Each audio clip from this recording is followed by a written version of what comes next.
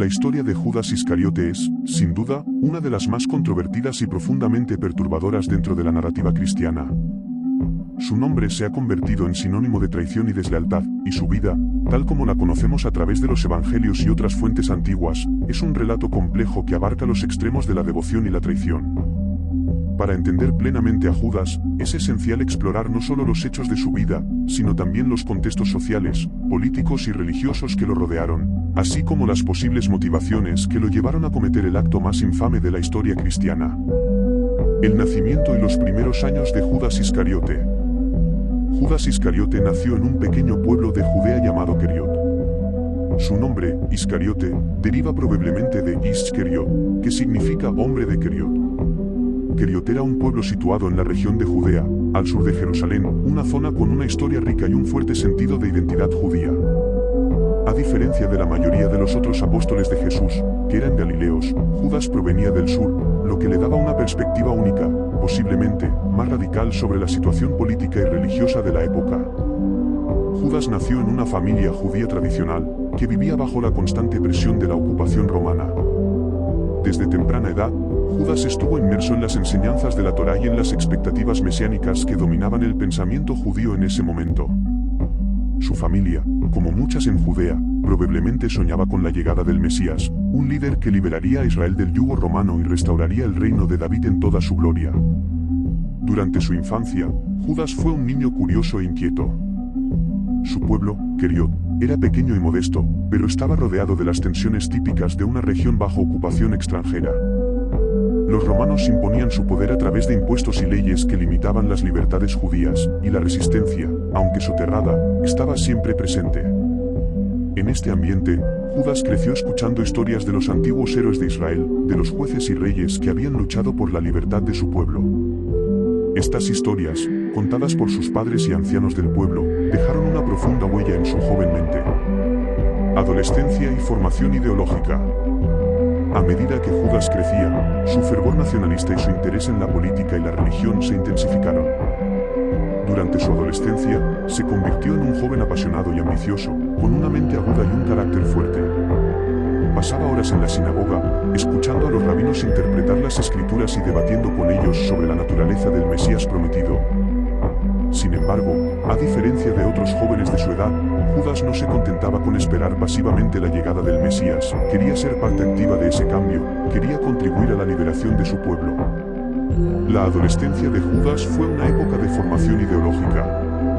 Aunque no hay registros detallados de su vida durante estos años, podemos imaginar a Judas como un joven que se veía atraído por los movimientos de resistencia judíos que comenzaban a surgir en respuesta a la ocupación romana.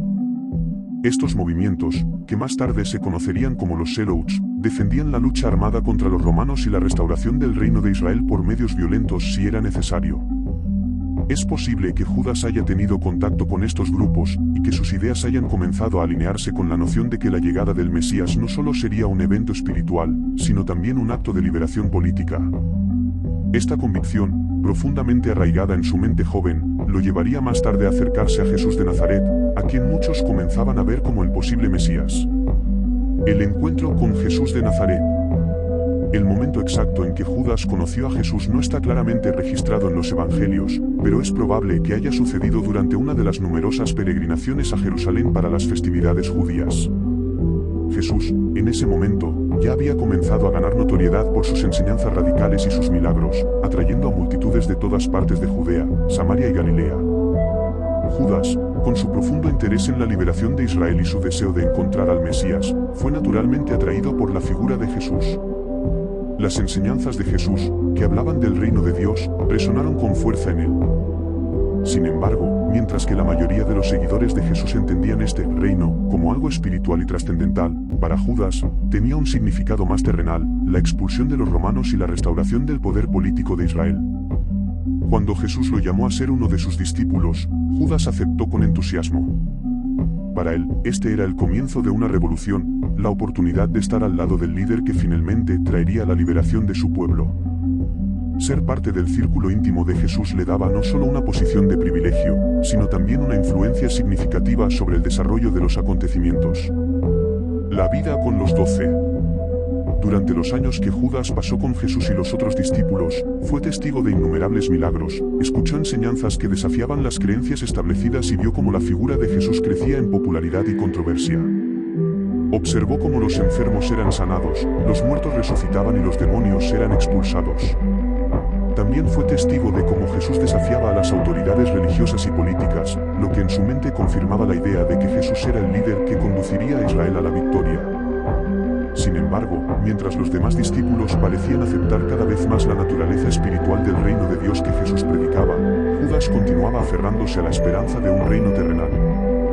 Las enseñanzas de Jesús sobre el amor a los enemigos, la humildad y el sacrificio personal eran difíciles de conciliar con su visión de un Mesías guerrero que destruiría a los romanos y restauraría la gloria de Israel.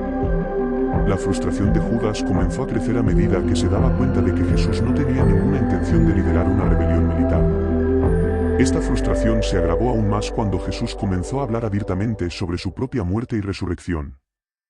Para Judas, que esperaba un líder invencible, estas palabras eran desconcertantes y profundamente inquietantes. Una anécdota significativa que resalta la tensión interna de Judas ocurrió en Betania, poco antes de la Pascua. Mientras Jesús y sus discípulos estaban en la casa de Simón el leproso, una mujer llamada María, hermana de Lázaro, ungió a Jesús con un costoso perfume de nardo puro. Judas, viendo el valor del perfume, protestó diciendo que debería haberse vendido y el dinero dado a los pobres.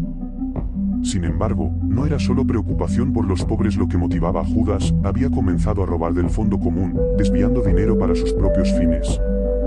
Jesús, conociendo su corazón, lo reprendió suavemente, diciendo, «Déjala, pues para el día de mi sepultura ha guardado esto».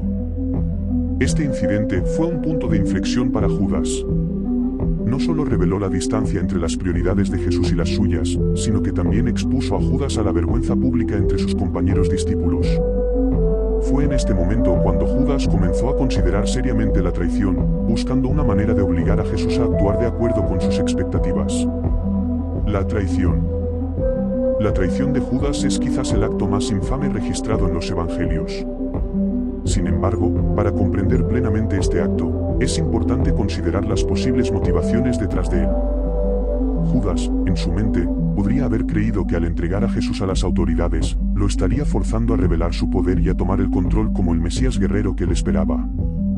Alternativamente, podría haber estado simplemente desilusionado y buscando una manera de salir de la situación, aprovechándose económicamente en el proceso. Sea cual sea la motivación exacta, Judas tomó la decisión de traicionar a Jesús. Fue a los principales sacerdotes, que ya estaban buscando una manera de arrestar a Jesús sin causar un alboroto público, y les ofreció entregarlo a cambio de 30 piezas de plata, el precio que se pagaba por un esclavo en esa época. Los sacerdotes, al darse cuenta de la oportunidad que se les presentaba, aceptaron la oferta de Judas con entusiasmo.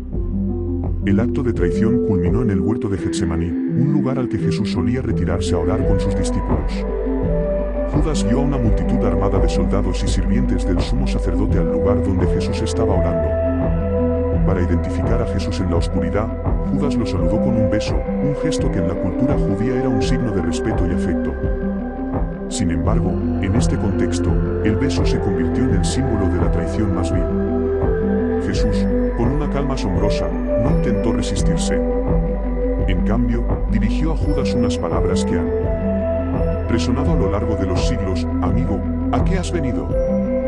El remordimiento y la muerte». Después de que Jesús fue arrestado, Judas comenzó a experimentar un profundo remordimiento.